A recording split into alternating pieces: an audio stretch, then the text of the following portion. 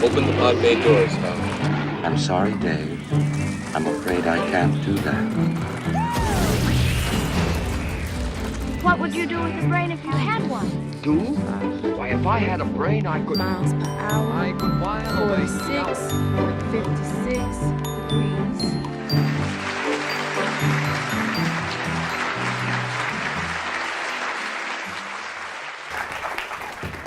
Hello, Hartford. How are you doing? Great. I am so happy to be here. So I'm here standing today as a professor of neuroscience because of one woman. And that woman is the woman you came to learn about today, Marian Dimond. So I'll never forget the very first day I realized I wanted to become a neuroscientist. It was the first day of my freshman year at UC Berkeley, and I'd signed up for one of those freshman honor seminars where there's only a few students and a full professor talking about his or her topic. And I didn't know the professor, but the topic was fascinating. The seminar was called The Brain and Its Potential. And I was so lucky because it was being taught by Marian Dimond. So I walk into that classroom, and the first thing I remember is what she looked like. Very, very tall, athletic, very beautiful woman. She had this beautiful blouse and skirt on with a crisp white lab coat over it. But even more striking than her, I should also mention her presence. She owned that classroom. Okay? But in a very benevolent way. She was there to teach us, and she has, as you'll see in the film, this amazing presence that struck me as a freshman, never having attended any other class in college before. The other striking thing is, and you'll see this too, you probably saw it in the previews, she had a flowered hat box on the table in front of her. And she started to tell us that everybody should be fascinated with understanding the brain, because the brain defines how we see the world, how we feel, how it defines our sense of humor. And as she told us about this, she slowly and dramatically lifted the lid off that flowered hat box, and she pulled out with her gloved hands a real preserved human brain.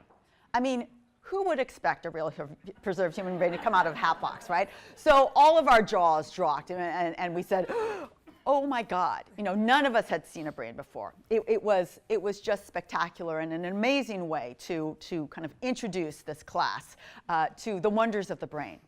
But in fact, the thing that really got me fascinated with neuroscience wasn't only seeing the brain for the first time, but it was her description of her fundamental kind of groundbreaking experiments that she did at UC Berkeley in the 1960s. Now, the 1960s were a time in psychology, the study of the brain, where nobody believed that the adult brain could change. The adult brain was fully developed. There was no change in that adult brain. Well, Marian and her colleagues didn't think that was the case, but she needed to prove it. And she did a series of very simple yet very elegant experiments to start to address that question. And the experiments that she did, that she'll tell you more about in the film, is she raised a group of rats in what she called an enriched environment. Now, an enriched environment you can think of like the Disney World of rat cages.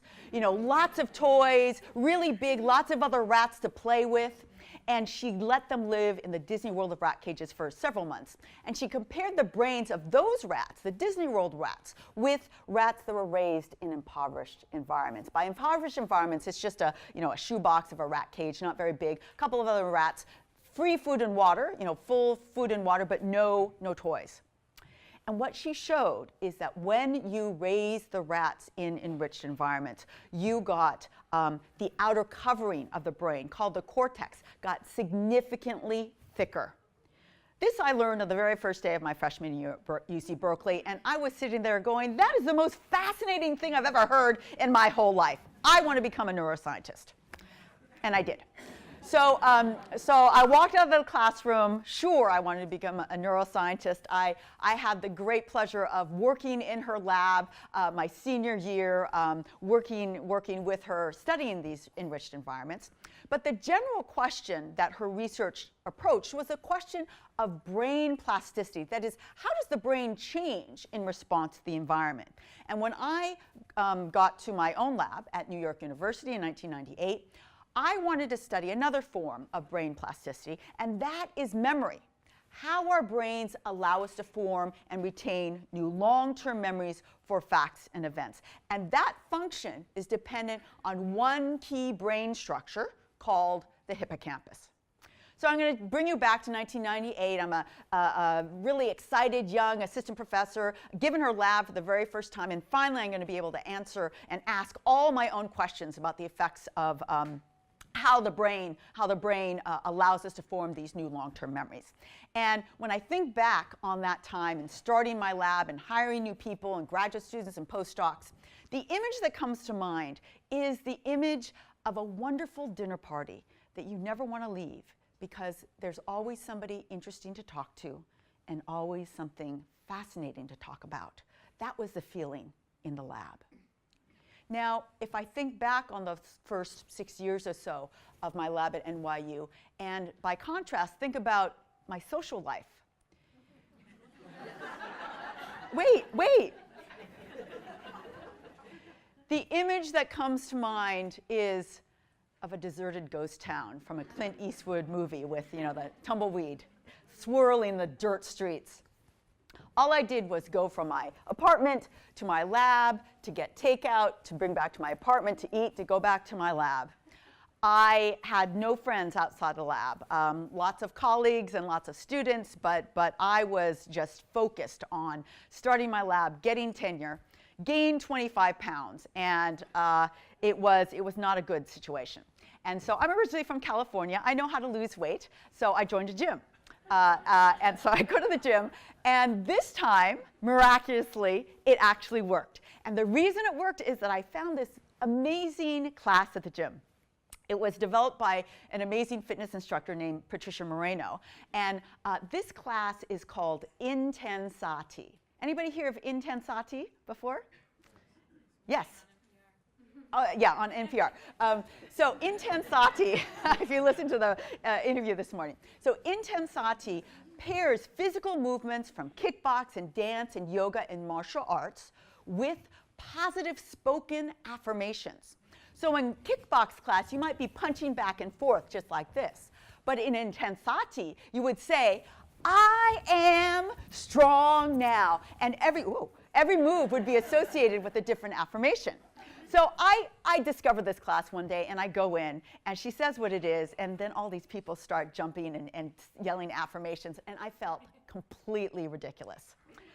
But somewhere in the middle of this hour-long class, I started kind of mouthing the affirmations. And then 2/3 of the way through, I started whispering them. And then by the end of the class, I was actually yelling them out, and I didn't care how ridiculous I felt.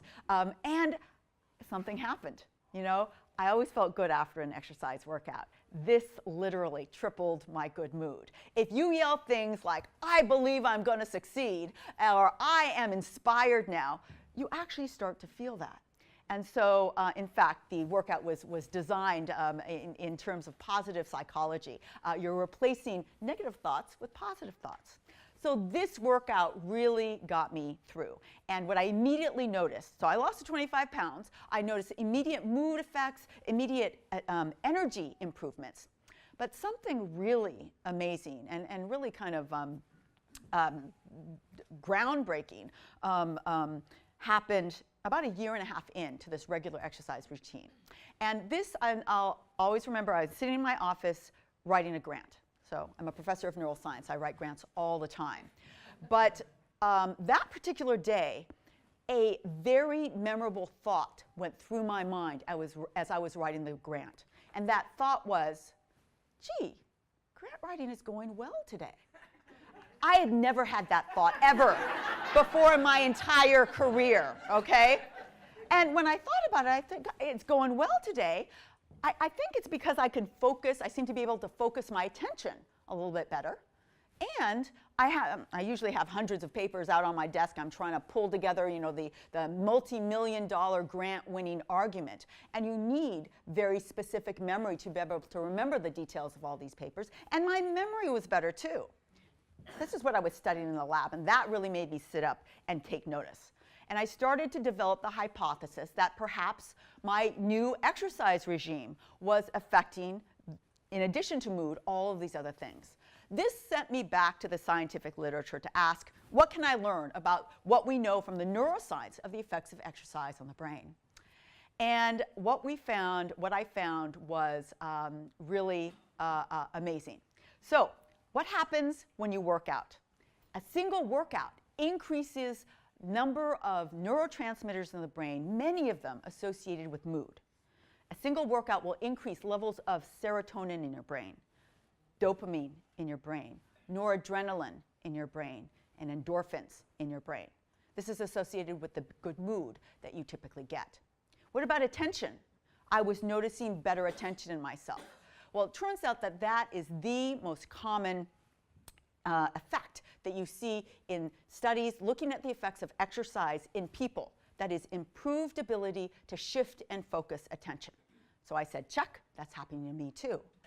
Long-term memory, I went to go look at what do we know about the effects of exercise on memory. And I went back into the literature looking, and that's when I found a very familiar name. And that name was Marian Dimond. So remember all those studies on the effects of enriched environments on brain function. One of the effects of enriched environments is the stimulation of brand new brain cells born in the hippocampus. It's called hippocampal neurogenesis. Now, all of us, without doing any exercise at all, adults have some brand new brain cells born in the hippocampus. It's probably one of the only, there are one or two, but we know the hippocampus is one of very few brain areas in the human brain where new neurons are born when you're an adult. Enriched environments stimulate even more new brain cells to be born in the hippocampus. Well, after Marian's work, other people asked, well, what is it about those enriched environments that are causing all these changes, particularly that hippocampal growth, hippocampal neurogenesis? And the answer was, all you need is the exercise. All you have to do is give a rat a running wheel. And they saw all the same changes that Marian originally identified in those groundbreaking enriched environment studies. And I thought, aha, I am a rat on a running wheel, and my hippocampal cells are growing even more.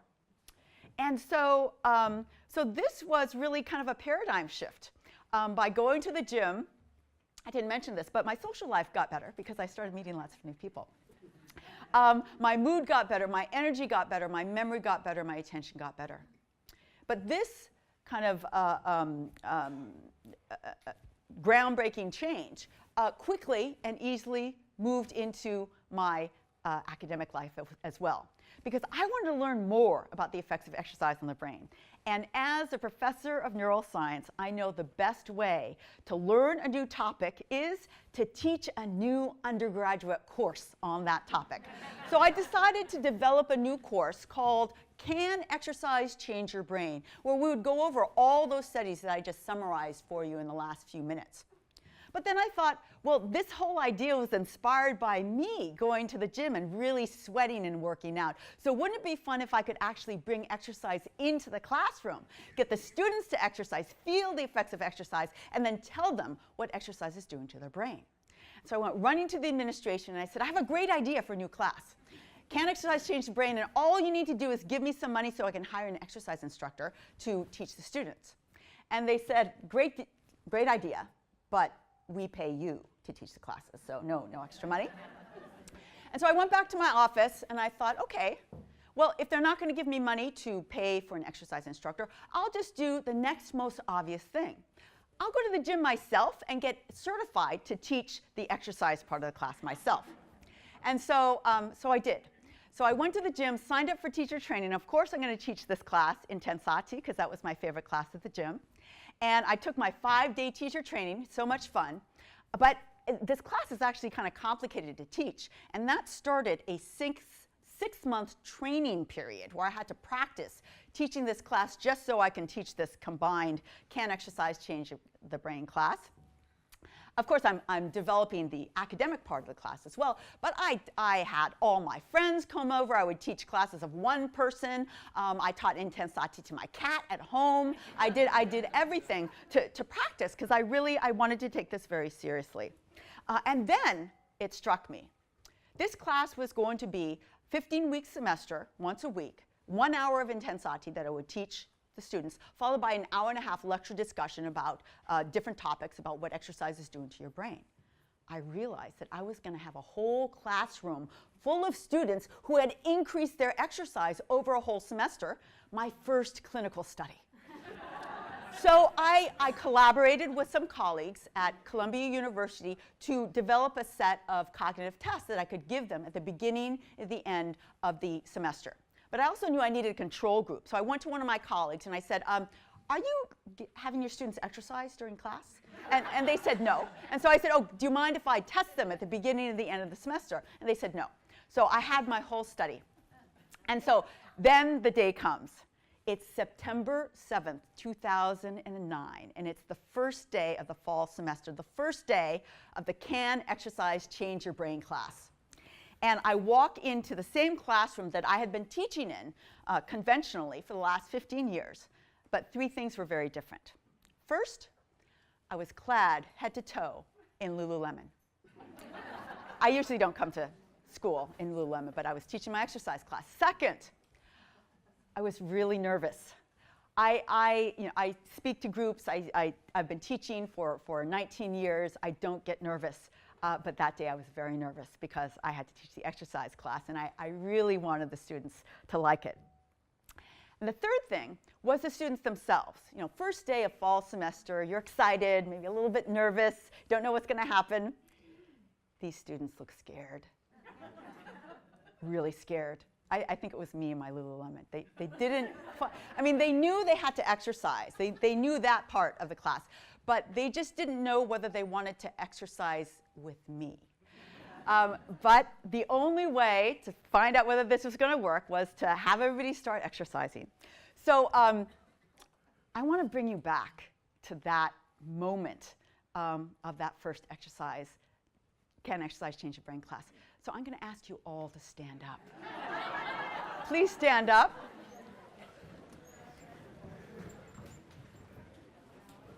Okay. First thing, we're doing a little test. We're going to do punches, okay? Punches right and left. Go right, left. Don't punch your neighbor. Right, left. Say, excuse me if you do. Right, left, right, left. I am strong now. You say it. I am strong now. Done. Okay, that's your practice. You're experts. We're ready to go. With music, of course.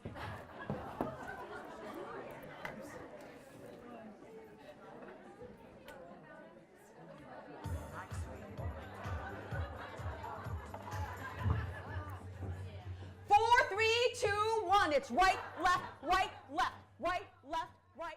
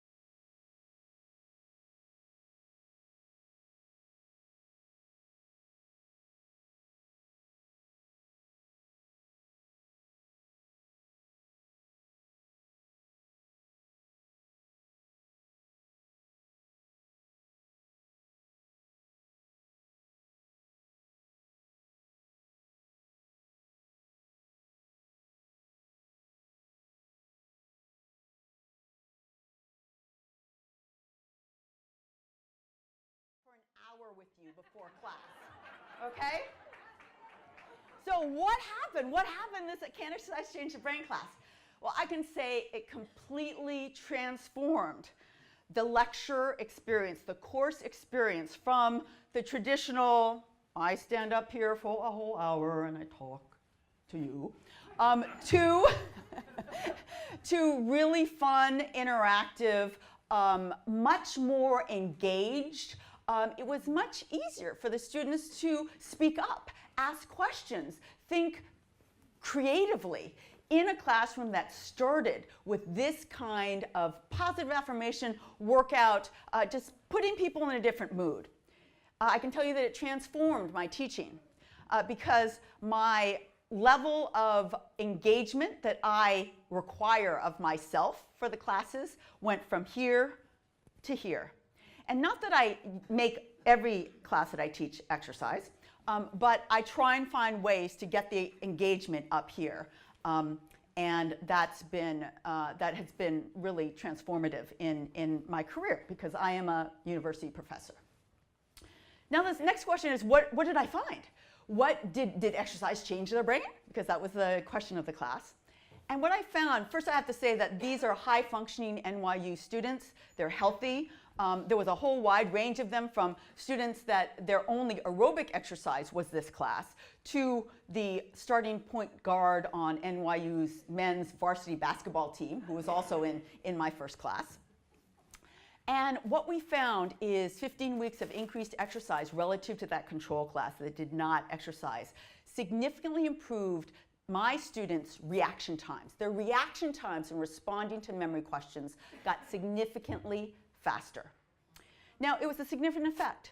It was a modest effect, but I'll tell you, that just lit a fire underneath me, because what I thought in my mind was, that's after just once a week of increased aerobic exercise in these students. What if I can get them to change their exercise 2 or 3 times, increase their exercise to 2 or 3 times a week? What could I see there? And might it be similar to the effects that I was noticing in myself in long-term memory, attention, and mood? So what I ended up doing is shifting and, in fact, dropping the memory work that I started out with a 25-year career focused on memory. I'll always be fascinated with memory. But I became more fascinated with the effects of exercise on brain function. It takes a lot for a university professor to completely change their research area. But I can tell you there are a number of really important reasons. I've described some of them for you, my own observations, reviewing the literature and seeing what interesting preliminary studies there are out there for all the changes going on. The other thing that was very influential was that this time that I was noticing all of these brain functions increasing in myself, I saw those same brain functions diminishing in my father, who developed very sudden onset dementia. And while he's 86 and can't exercise in the same way that he used to, I thought, wouldn't this be, if I could figure out how exercise is changing brain function and figure out how long you have to exercise to really get the maximum effect, how many more months or years might we have had with him? I mean, he's still my dad. His memory is decreasing, but seeing that and noticing the effects on the same areas that are improving with exercise in me really got me thinking, what can I do? What should I be doing today? What science questions should I be answering? And the answer was, you need to be studying the effects of exercise on brain function. So the 2 main goals of my lab are to figure out what is the exercise prescription for your gender, for your genetic background, for your fitness level. What is your optimal exercise regime? And we know only generalities. Yes, exercise is good. It doesn't have to be as high as a triathlete. It has to be a little bit more than walking. But what is the optimum? And the second main question is, what are the neurochemical pathways that allow movement in your muscle down here to actually change the brain up here? That's a big black box. And so we're looking at a number of different neurochemical pathways, hormones and other proteins that are released by either the muscles or the liver during exercise that end up affecting, going into the brain, through the blood-brain barrier, and affecting brain function. We want to figure out which ones are critical, and can we optimize those somehow. So I just want to end with 3 key implications that are the reasons why I'm so passionate about studying the effects of exercise on brain function. The first is education. So I started out trying to see whether exercise can change my classroom, and I told you that it did completely transform my classroom. The question I'm answering now is, can we use exercise to enhance the educational experience? First at NYU, but of course, all through, starting from elementary school all the way up to all levels of education. When I look around, one of my biggest resources are students. NYU is the largest private university in the entire country, and the only venue in New York City that's large enough for the NYU graduation is Yankee Stadium. That's actually true. It's very cool to be able to walk out on Yankee Stadium, you know, as a professor in your dorky looking gown. So we're starting a pilot program for freshmen at NYU, 1 semester on, 1 semester off exercise, to see what those effects are, not only on brain and cognitive function, but in school engagement, drug use, grades. So it was a small pilot study that we hope to expand, not just to freshmen, but to all years. That's implication number 1. Implication number 2 is for the workforce. So what if every single person, working adult in the United States, increased their exercise and thereby improved their mood, long-term memory, and attention? How would that affect our American workforce? Positive way, right? It'd be great. It would be great. So what is that? Actually, most people ask me, what is the minimum amount of exercise I need to do to get that? That all sounds great. I'm working on it. Maximum, minimum, everything. And the third implication is for something that every single one of us in this room will address, which is aging. So when and how much and how long do you have to exercise to maximize your brain strength as you enter older age? We absolutely know that it's never too late. Even if you've never exercised at all and you're increasing in age, you can start just by walking around the block, which for some can be an aerobic exercise, and that is very good, very good. But how much better might it be? Can you get it better if you'd started earlier? How much earlier? And so these are the fascinating questions that I want to answer. And I'm just going to end by saying that one of the reasons that I'm asking these kinds of questions is because of the mentorship that I got and the people that guided me through my science career. And of course, the one person who really I'm so grateful for guiding me, not only in terms of asking questions that are passionate, science questions that you are passionate about, but passion for teaching and passion for sharing science knowledge. That came from Marian Dimond. And so for that reason, I'm really so happy to be here to share my own experience to help introduce you to the topic of our film tonight, Marian Dimond and her life in science. Thank you very much.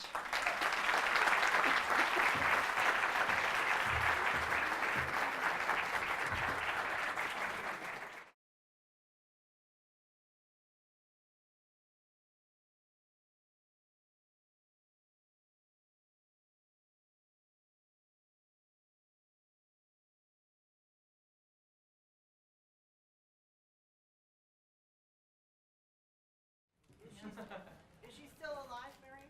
Yes, she is. Trying to give you a view, Gary. Come on. Thank you. Hi, Gary. Can you hear me? It's Wendy. Yes, hi, Wendy. Hi, how are you? Very good, and thanks everybody for coming and enjoying Love Affair with the Brain.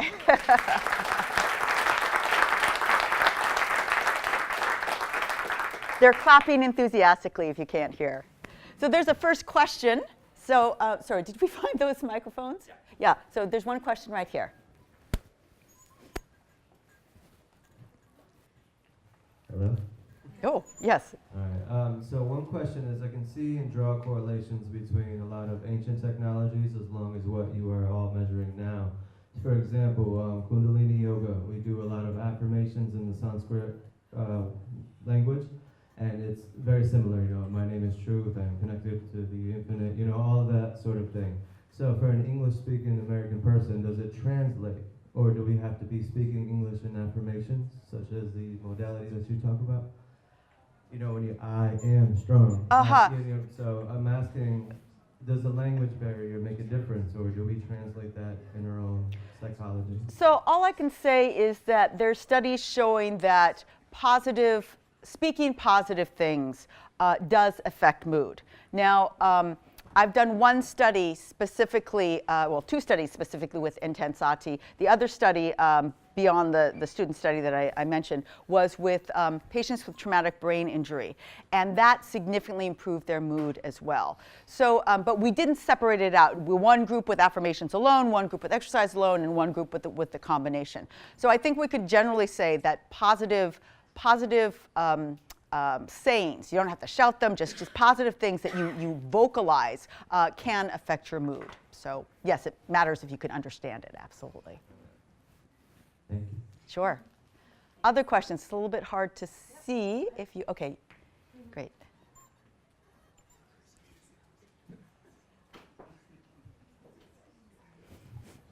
Hi, I was wondering if there have been any studies on whether, for instance, the people in Flint, Michigan, and the children who have been, whose brains have been most likely damaged by lead poisoning.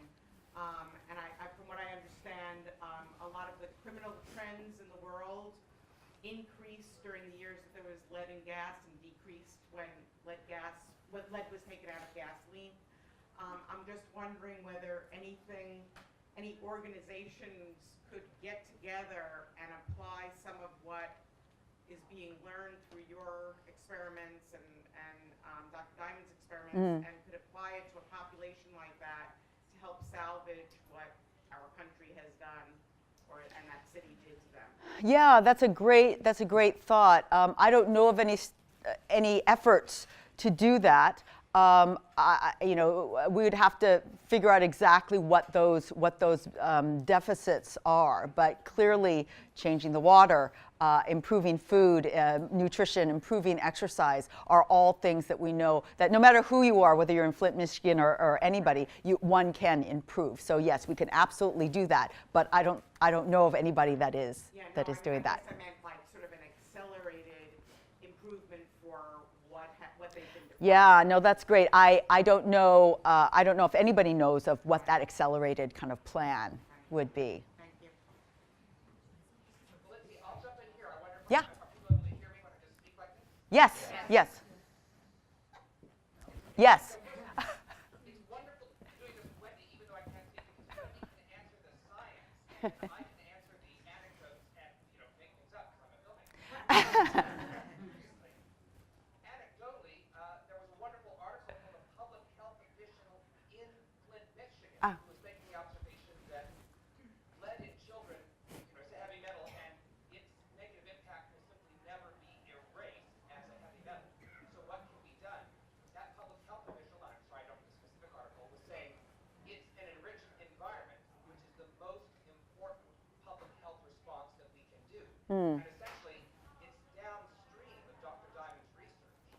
Yeah. That was presenting a potential solution, and the optimistic side of the public health official's statement was this is something practical that we can actually do in response to this environmental contamination. So it's incredibly powerful plasticity in the brain, and beyond dealing with the negative effects of the poor people of Flint.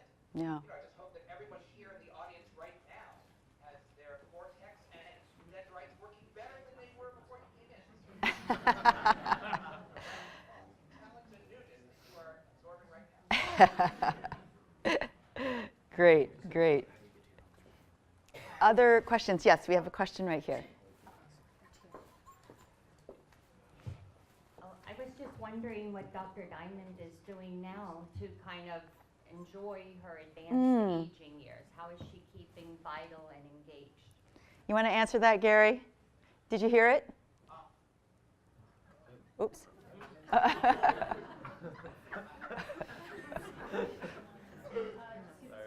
Yeah. All right, just so it sounds better. Did you hear the question, Gary? No, I'm sorry. Oh, okay. The question is, somebody wanted to know how Marian is doing and how she's spending her years, her days these days. Well, I think the film does a good job of representing Marion in retirement. She remains the same positive person that you see, but also the bar is very high that she sets for herself in terms of scientific excellence. So, for example, she's not here right now, but the younger Marion did hundreds of speaking engagements. So she's not doing anything in the public eye, but she wonderfully has said that this film is the continuation of her work. And it's, I saw her for lunch today. She is so engaged in this film and the dissemination of her ideas and ideas such as Wendy. So her scientific engagement continues as is age appropriate. Yes, great. I was just curious, early on you mentioned the exercise stimulates neural growth or neural generation. Yes. And have you done any studies on the relationship between neural generation and synaptic connections? And is it a volume thing as much as the connectivity thing? Yeah, it's basically all things happening together, and that comes originally from Marian's earlier work. So there's neurogenesis in the hippocampus that also leads to synaptogenesis. Those new neurons form new synapses that weren't there, and even the old neurons that were there in both the hippocampus and the cortex also themselves start forming new synapses.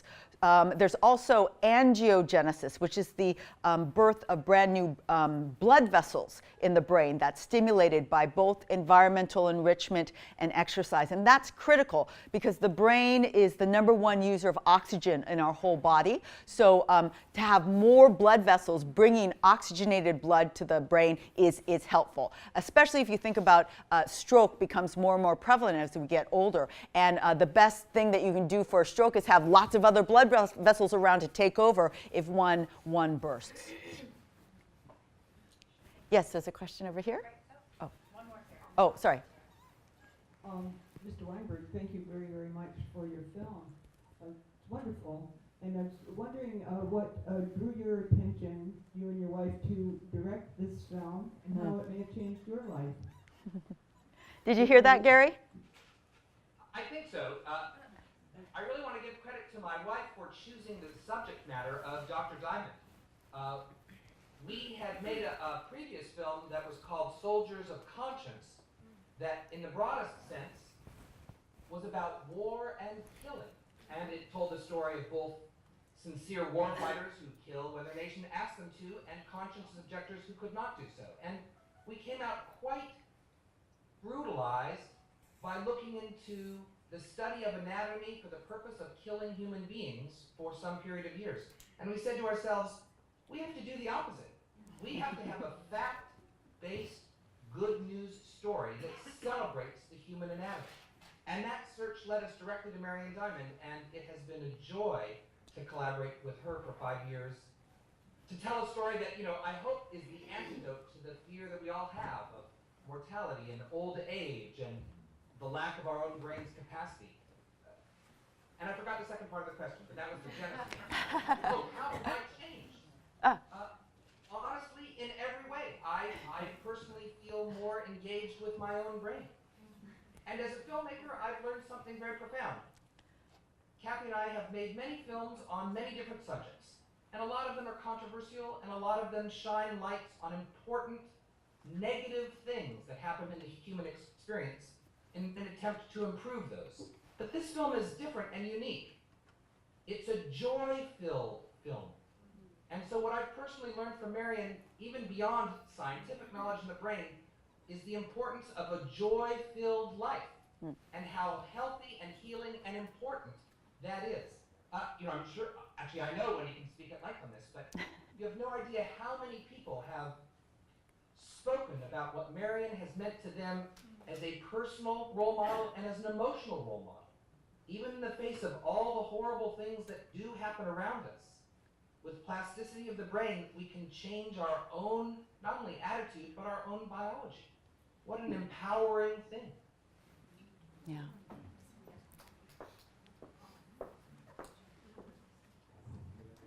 I have a comment and a question. Yes. My comment is Dr. Dimond is a tough act to follow, but you, doctor, I think are going to keep her legacy. Oh, thank you. Thank you very much. That's a wonderful compliment. My question is, clearly it's obvious that there are things that we can do to enrich our present brains. My question is, in terms of if you have a deficit, brain, some kind of accident or something. Yes. What is happening in the world of brains regarding that? Well, I mean, do you have a specific deficit that you are interested in, or? You had an accident, you injured your brain. Yeah. Literally. Okay, well, actually, I can speak directly to that because one of the early studies that I did, it was a small pilot study looking at the effects of 8 weeks of twice a week intensati on subjects with traumatic brain injury. And one of my favorite stories is I came to the very first session when we had recruited all of the people with traumatic brain injury, and you can get traumatic brain injury at any age. So we had people from 20-year-olds all the way up to 60-year-olds, and we did a little demo of intensati to give them a flavor of what kind of workout we were going to give them. And so it was very slow. It was literally 2 minutes, maybe 2 moves. And they were a little, trepidatious. It was a little bit weird to do that, but they seemed fine with it until I turned around and I saw a woman. She was almost crying because she said, "I have traumatic brain injury. Your music was too loud. The lights were too loud, and I really want to do this study, but I just can't do it." And we said, "Oh, so sorry. Come to the class, you can sit down, we'll make sure the lights are low, we'll check with everybody, we'll make sure the music is low enough, just come." And so I wasn't teaching this study, it was another intensati instructor. So she went and I heard about, I just kept up with attendance and how are they doing, and they were doing fine and they formed this great group.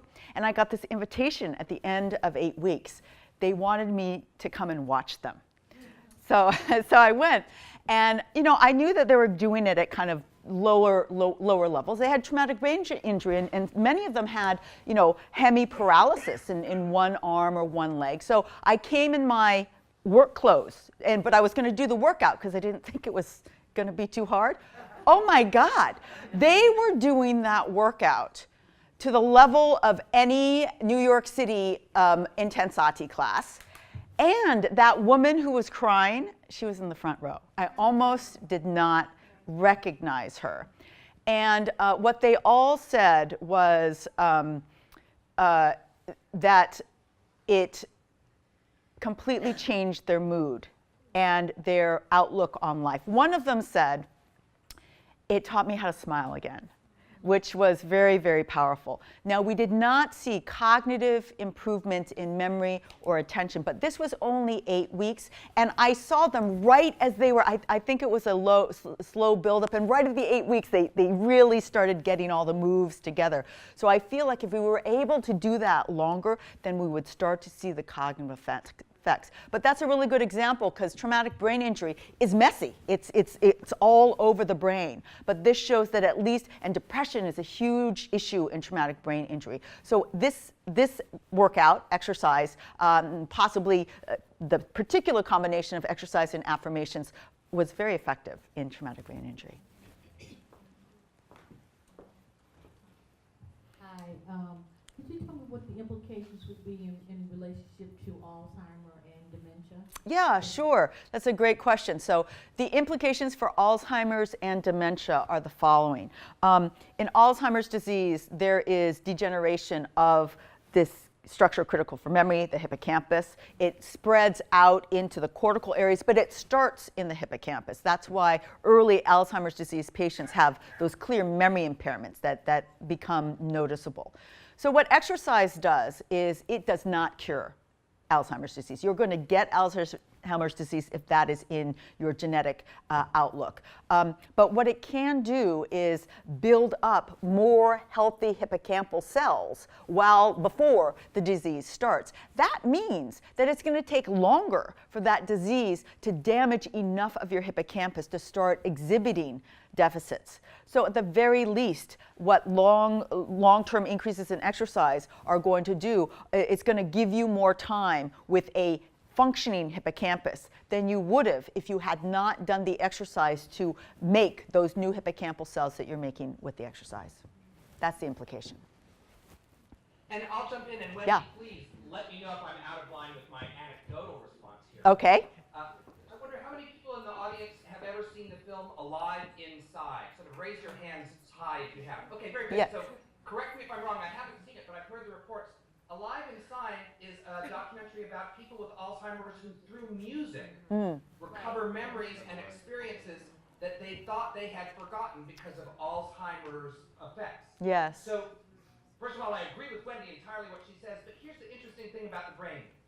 It's so awesome, and we know so little, that what Alive Inside is showing is that the plasticity of the brain, or maybe I should say better, the flexibility of the brain to access its various stores of knowledge is way more vigorous than we know.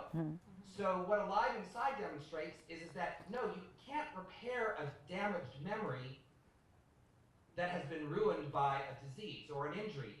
But you may find, the brain itself may find an alternative way to that. And because we don't know where memory is, our understanding of the brain is imperfect, that the power of plasticity suggests that there are a lot of solutions that are out there. Oh. He'll And come now back. here again Okay. is where I emphasize how it's the almost fact-based. And now, Wendy, please immediately correct me with all the errors that I made. No, you didn't make any errors. It was great. I agree with you. The brain is amazing, and those I haven't seen the whole documentary, but I've seen snippets, and it is amazing. Music is amazing. One of my favorite classes that I teach is called Art Meets Brain, and I bring in different artists from New York City, and I have the artists share their art with the students. They don't have to know anything about neuroscience, which usually makes them go phew. And so they come in, they share their art. I've had a world-class cellist come in and just take us through the process of what he does to learn a new piece of music. And then we go through the neuroscience of what we know about the neuroscience of motor learning, the neuroscience of what changes in the brain that happens in musicians. There are enormous musicians. How many musicians are there in the audience? Yes, lots of them. So your brains are different. Your brains are different, your motor cortices are different, your sensory cortices are different, your auditory cortices are different. And so we use that as a jumping off point. And yet there's still so much we don't understand about the brain. But music is a very, very powerful stimulant, which is why I like to focus on that in that Art Meets Brain class. Hi, I have a comment and a question as Yeah. well. Well, first of all, I just want to say thank you. I'm a senior neuroscience major at Trinity here in Hartford. Oh, yay! Yeah, and as I'm graduating in May, Yeah. and as you know, life is quickly dawning upon me. I just would like to say that this film really moved me today, and especially with the current political culture, and it was just very inspiring for women in science, and I just want to say thank you. Oh, thank you, yeah. But my question is, so we've been talking a lot about how plasticity is adaptive. Yes. But a lot of the new research on plasticity, is talking about how it can be maladaptive during, early critical stages of development. I'm thinking, abuse, mistreatment, alcohol abuse. Obviously, I'm assuming from what I know about exercise that wouldn't necessarily be maladaptive, but what is your input on maladaptive plasticity, I guess, is my question. Yeah, no, you're absolutely right. Not all plasticity is good plasticity. If it could change the positive way, it could also change the negative way. In terms of whether exercise can be maladaptive, I think anything taken to extreme can be maladaptive. There is exercise addiction. A lot of people say, oh, I'm addicted to exercise. I get so, grumpy when I can't exercise. That's not real exercise addiction. Exercise addiction is literally harming yourself, exercising so hard that you harm yourself. And that is definitely maladaptive. So yes, there is a two-sided coin. That's absolutely true. And that's why it's so important to understand plasticity so that we can tweak it always to the positive side and also learn how to not go to the negative side. Yeah.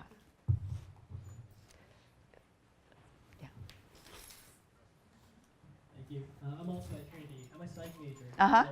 So I'm interested in becoming a scientist. Yes. And so it was very fascinating watching Dr. Marion Dimond's trajectory. Yes. And I guess the many roles and hats she wore as a scientist. Yes. Her philanthropic work as well. Yeah. I'm kind of curious in terms of today's climate as well, in terms of not just being a researcher, but also a science advocate, in terms of getting your research out there and getting it accepted or applying it in the real world. Like, if that's the kind of path that I should also be concerned about, or I guess working on as well.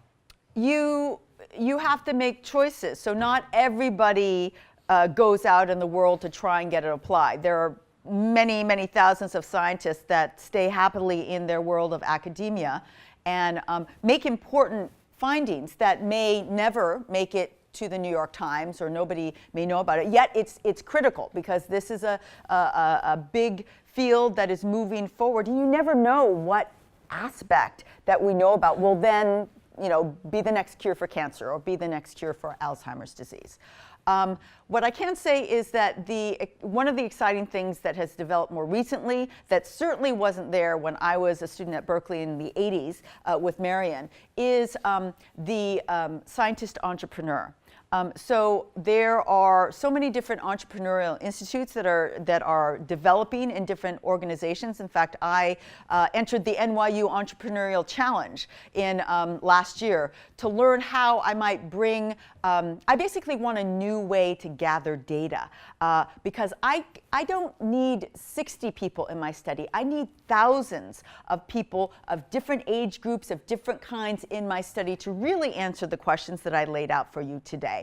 And so a better way to do that is a more entrepreneurial kind of approach, which is scary. And nobody ever taught me that, but that's why I went to this entrepreneurial challenge and I had all these coaches, and the Stern School of Business at NYU is great.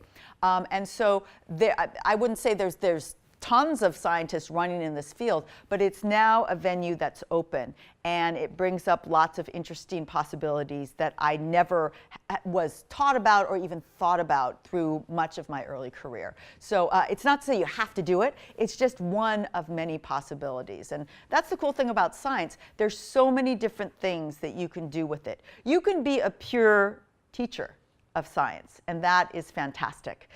You can be a researcher and only publish in the science journals.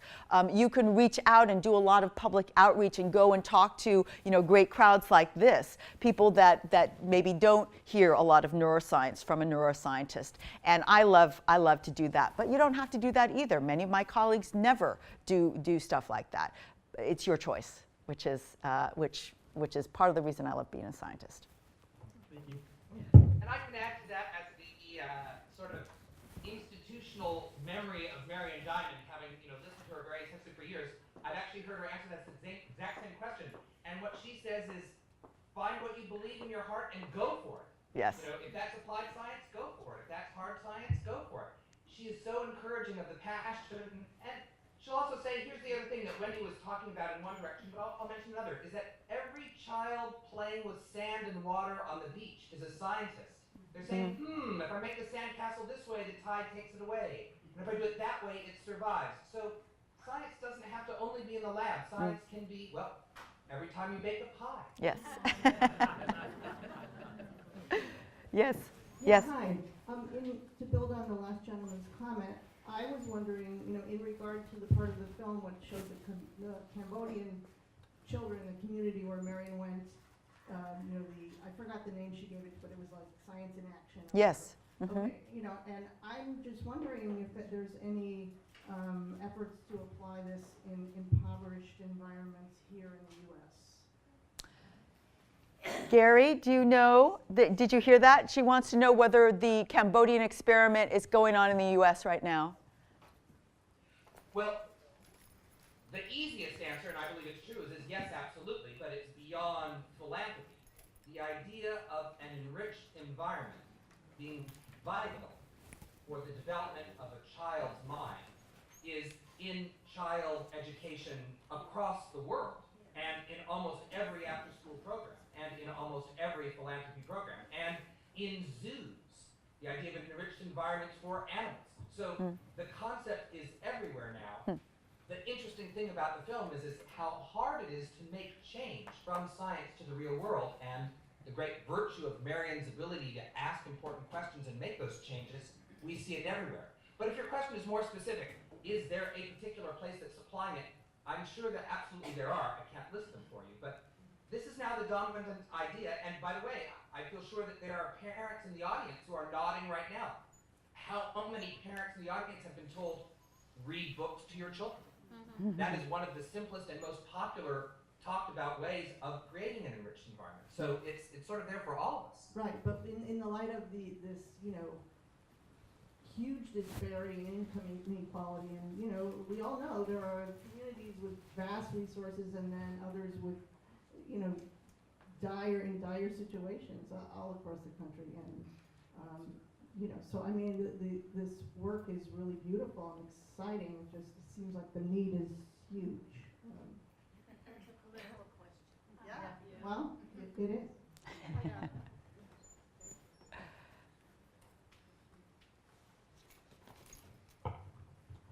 I was struck by her comment, being an educator and writing on the board.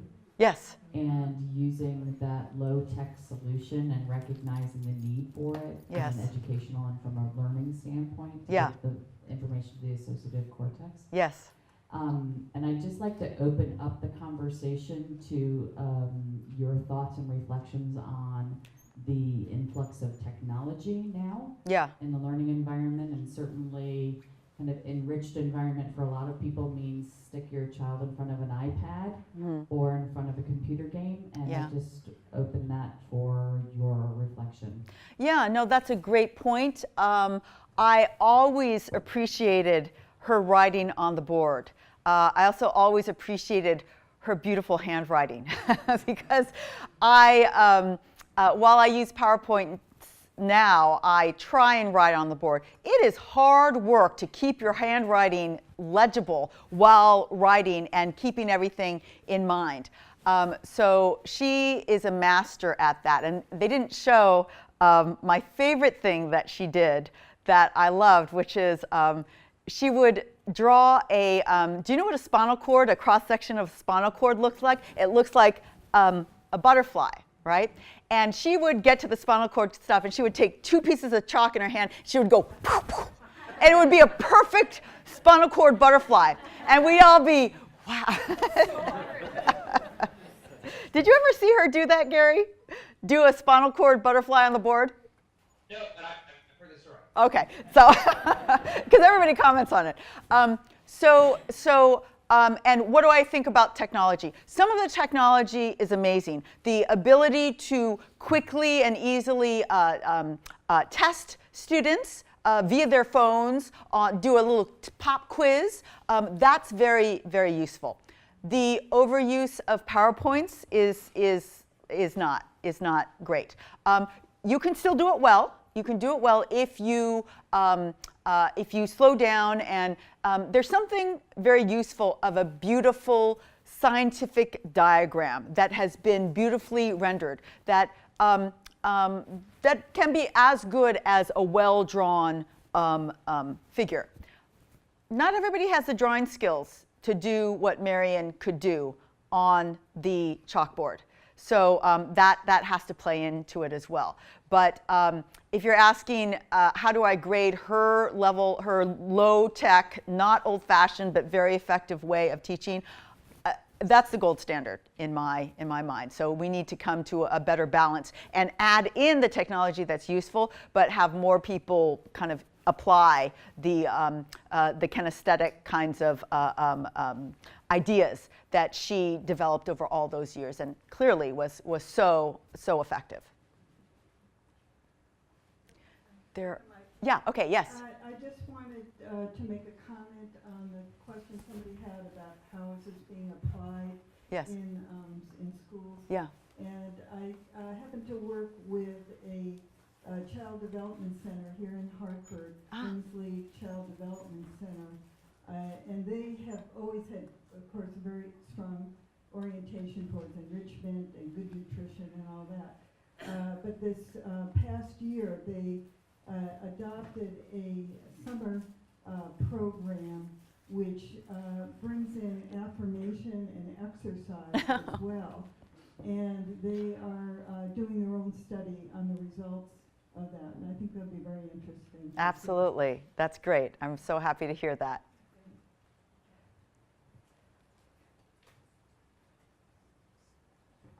Hi, thank you for being here.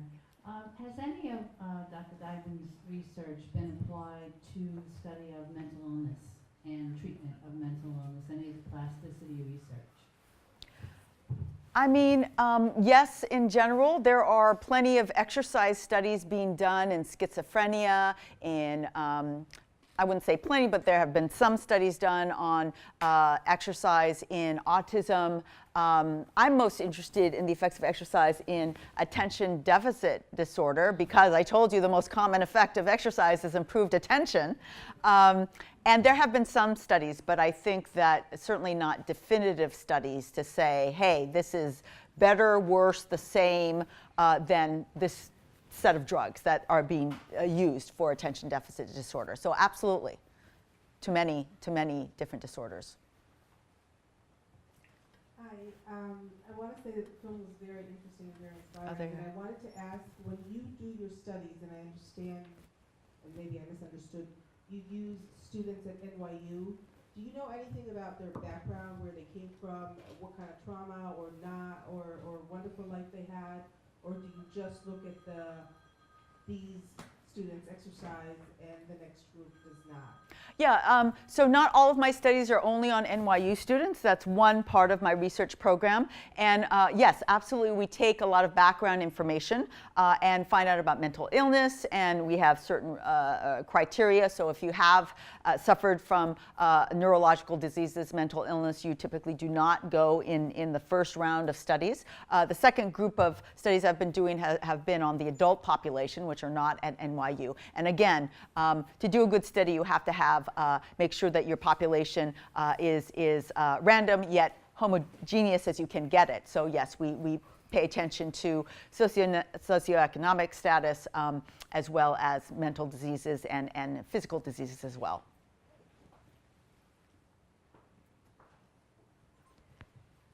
Sorry, they're working their way back. Yeah, the lady up front mentioned about iPads and computers. I think there is some thought that a young child from infancy that is constantly exposed to electronic screens actually can have an overdevelopment of visual processing centers. And that when these kids hit 12, 14 years old, the brain, other structures of the brain will start calling for the neurons to develop higher order thinking, and the cells literally are not available because they're locked up in visual processing centers. I know that has been the thought and studied in the past. I don't know how personally what you think about that. But I got another question, more towards philosophy. And studying the brain and being a scientist has made you into a determinist. But can you have thought separate from the biology of the brain, or the neurons, or the cells of the brain? So this question of form and thought, lockstep, and you have thought without form. Does form determine thought? Does thought determine You know, that is a really interesting question, and I would say no, I have not become a pure determinist that says it's only this, because there's so much about the brain that we don't know, which means that we can't absolutely say, well, it's obviously all only this. I think there are lots of studies to be done, and I am I'm open to seeing what the science tells us, is what I've learned. There is an enormous amount that we have learned about the brain. You can study for years and years and years to learn what we've known, what we've learned about the brain ever since the time of Ramon y Cajal, who was a Spanish neuroscientist thought to be kind of the father of modern neuroscience. But there's still an enormous amount, and I think my philosophy is to stay open to the data. Dr. Dimond in the film mentioned what she thought were the 5 major things that affected the brain's plasticity. Number 5 was love, number 2 was exercise, but number 1 was nutrition and diet. There's been very little talk about that, and I wondered if you could summarize it. She mean, you have to just a basic meeting your caloric needs or certain particular nutrients? Is there much study going on about that? So I can tell you what we know today, that there are certainly food affects brain function. Malnutrition is very bad for the brain, but there are also certain nutrients that can be beneficial for the brain. One of the most recent reviews that was written that literally compares side by side the effects of enriched kind of superfood kind of diets versus exercise on brain function, says that exercise will have a more profound effect on brain function. Nutrition can also have an effect, but it'll be more subtle. I think the number 1, I don't know, maybe I don't remember the exact context of that. Was that the first thing that she showed? Number 1, did she say number 1 was nutrition because it's the first thing that she showed? Yeah. But I don't think that those things were in order of priority. I think they were linked. Yeah. So I'll jump in here. Yeah. Again, as an anecdotal answer, because we have shown these people shown this film to other audiences, this question comes up, and of course I have the same question myself. So just anecdotally, to give you some information that's helpful, if you wanted the one-word description of what is a good diet for the brain, you might say the Mediterranean diet.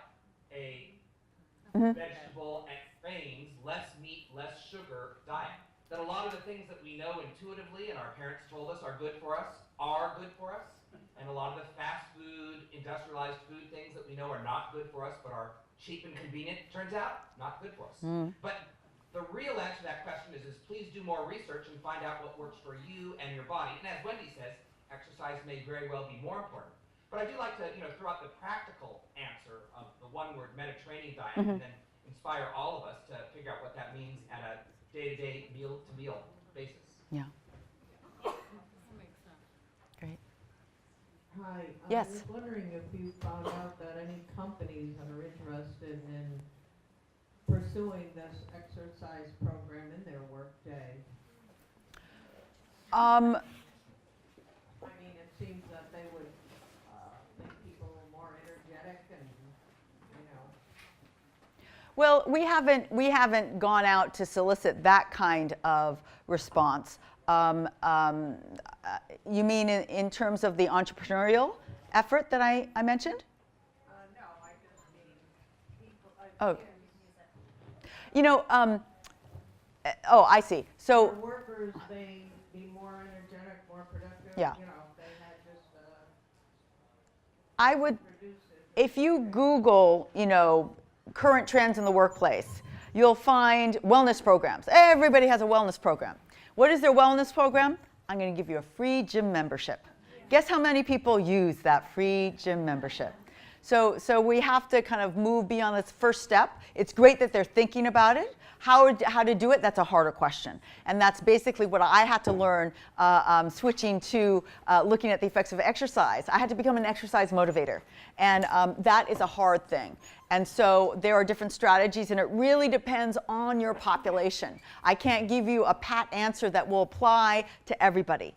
And so that's what my answer will be to these companies. You really have to study your people and give them something that does not waste your money and does not waste their time, because it will benefit you. That intention is great, but I still think that they're struggling to figure out how to fulfill that desire, that intention.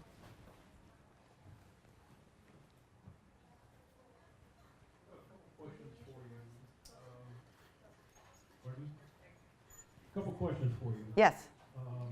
My wife had MS for over 20 years, and took care of her through that whole time. And I had many questions trying to understand. I did all of her care in understanding her brain, what was going on. I studied the brain. I studied anatomy and physiology. But I had an experience which sort of is different from the way that you are looking at the brain. Okay. And I'll just take a moment to describe that to you. It has to do with parapsychology. I bought this house in western Connecticut over 20 years ago. It was owned by a widow, and she became very ill, and they moved her to Rhode Island. Her daughter did. And around 2000, I was sleeping upstairs in a bedroom, and I woke up, and this woman was leaning over me. It was like looking at a black and white photograph. I could see all the wrinkles in her face, and that she was very old. I didn't think much of it. I was astonished. And then I looked over to my wife, who was sleeping on my left, and then I looked back, and she was gone. Now, the next day, I was out at the mailbox, and the retired fellow across the street says, "Hey, did you hear about Mrs. L? That's the one that had owned our house." I says, "No. She died in Rhode Island, and they brought her back here to wake her." So, when I was experiencing that woman that night, she was leaning over me. She said to me, "Who are you, and what are you doing here?" Now, she was looking at my abdomen, not speaking any words, but I understood her.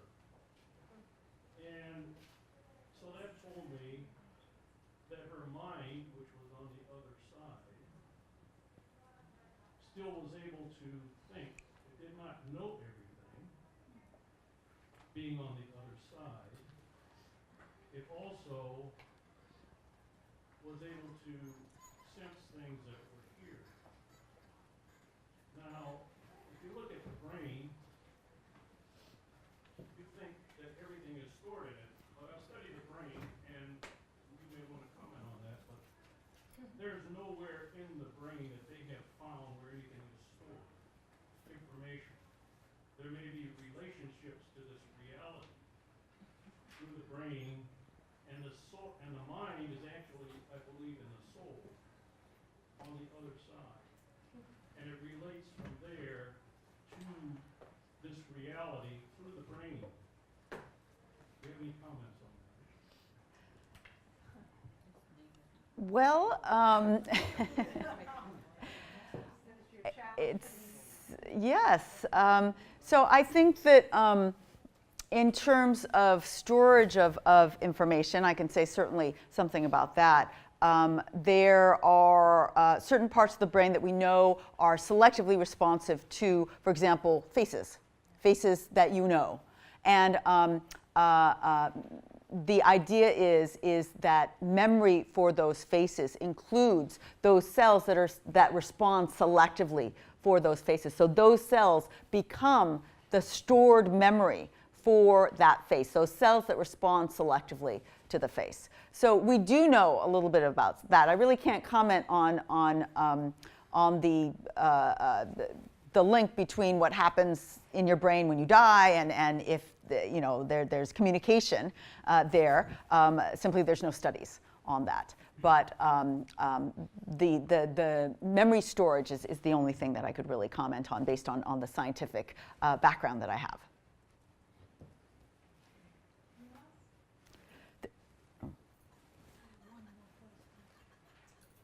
When you talk about neurogenesis and plasticity of the brain, does the glial cells grow as well? Is that included in that?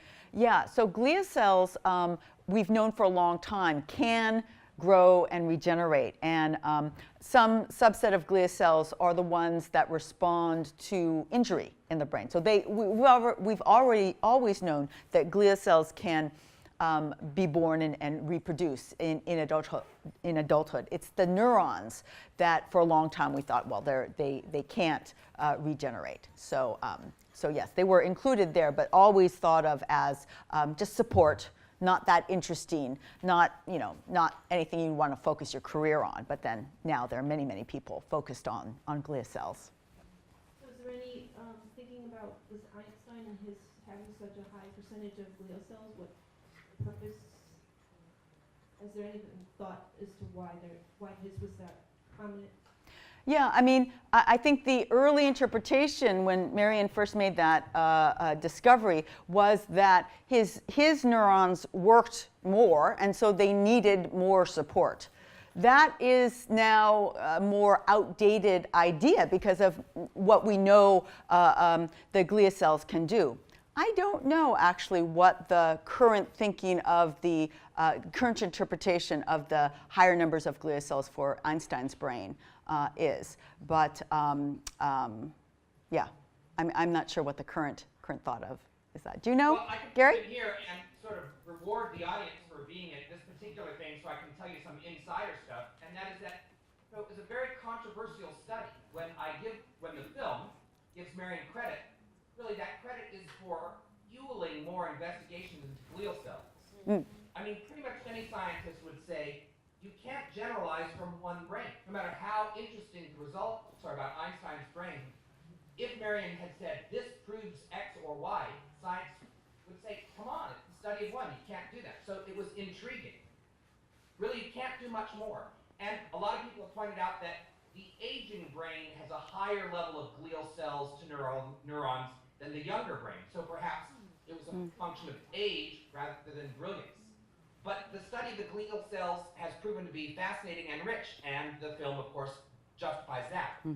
For me, the pleasure is that Marian didn't know everything, but she was able to, kickstart a whole field.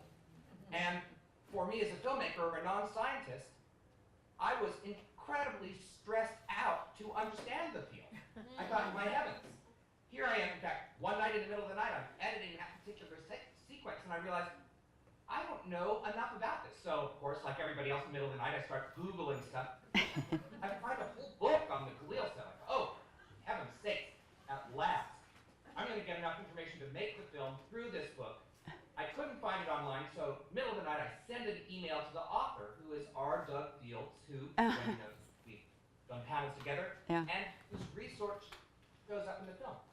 The letter says, I haven't read your book yet, but I promise I will. Do you know about Marion Dimond and what's going on here? Please help. The next morning, I go to the library, I pick up the book, page 1.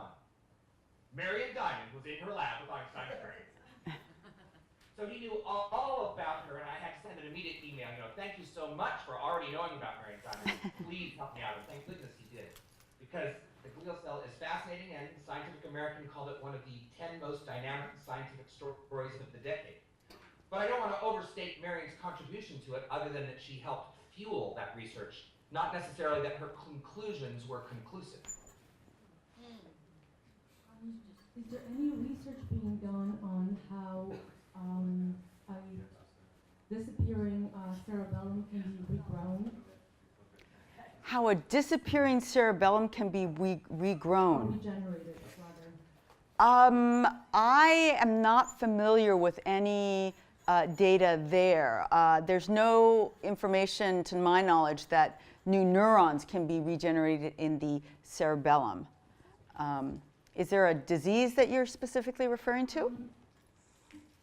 I'm not sure of the disease. The symptom that my dad has is called cerebellum ataxia, which means disappearing of the brain, of that one section of the brain.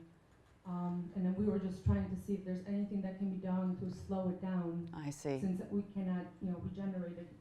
We were even considering, I don't know, stem cell trials. Treatment. Treatment. But I don't know much about it. Yeah, I'm sorry, I can't say anything more specifically about that one. I'm not familiar with that.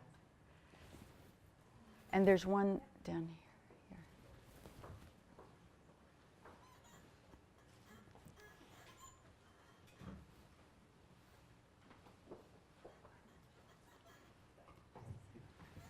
Can you speak to emotional trauma and PTSD and maybe even medical marijuana's effects? So PTSD is well known to cause major trauma to the brain. And one of the areas that I'm most familiar with that it does damage to is the hippocampus.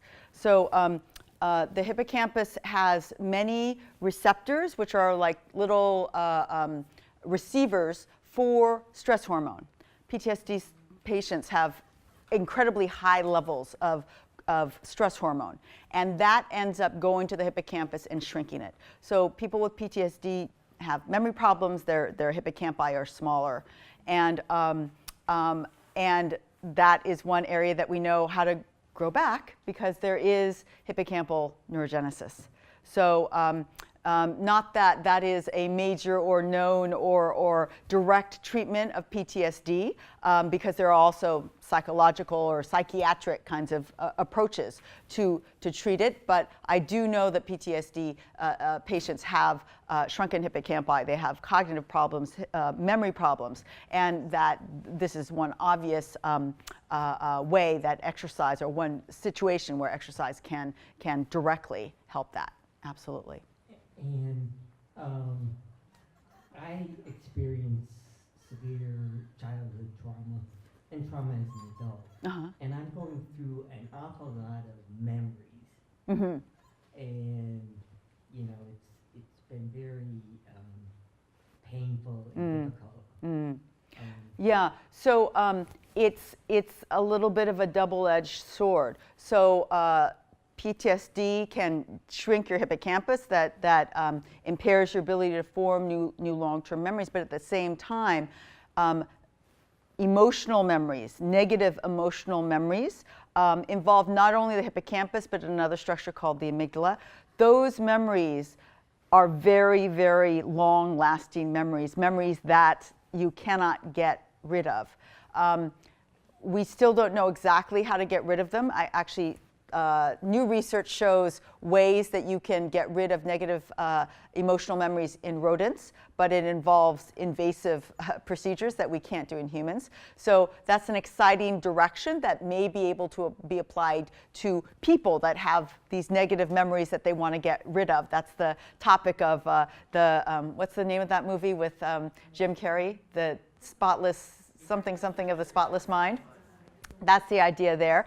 It was based on very, very, very early, actually I don't think these experiments that I'm thinking of now were even done when that movie came out, but we're heading in that direction. But all I can say is that yes, these traumatic, very emotional memories that anybody, even if you haven't experienced severe trauma, knows that we remember the happiest moments and the saddest moments in our lives, and it's the same principle. But if you have these very, very, very emotional negative memories, unfortunately, they get remembered even longer. So sorry, I can't help, but that's the science underlying it. Hi. Hi. Within my family, my grandmother, she had Alzheimer's, and I was wondering, you were talking about your father. Yeah.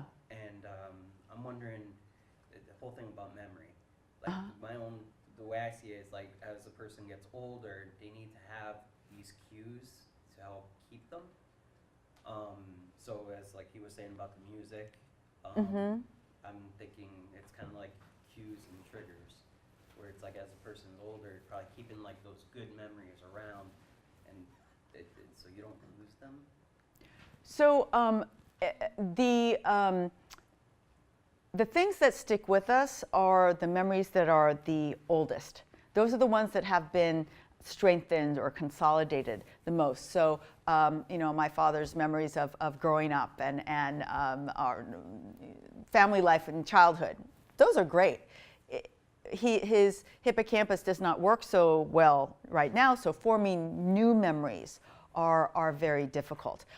What's difficult in Alzheimer's is that it's not a pure damage to the hippocampus, because early damage in Alzheimer's starts with the hippocampus, but then it spreads out to the cortex, the surrounding, the stuff that surrounds the brain. That is where these long-term memories are stored. And so you start getting this mix of hippocampus, you can't form new memories, and then your old memories also start to get messed with. And it goes farther and farther back. So it's a messy, as you know, very messy disease. So, dementia and Alzheimer's, it starts off as dementia, right? Yes, yeah. Okay. Yeah. Thank you. Okay. Yeah, we'll end it there. All right, thank you, everyone.